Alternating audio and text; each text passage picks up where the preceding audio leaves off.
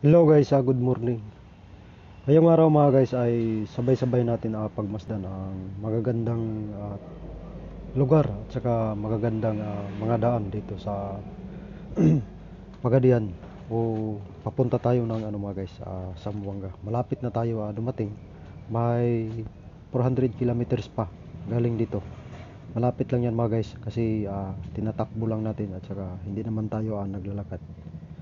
At saka makikita nyo mga guys, halos lahat dito mga guys ay yung palayan at saka maraming niyog. Marami pa rin halaman dito sa kanila mga guys na hindi natin makikita sa ating lugar. Kasi mga guys, malawak pa talaga ang kanilang sakahan dito, tulad sa atin doon sa siyudad. At maraming salamat mga guys. Hanggang dito na lang. Magandang umaga.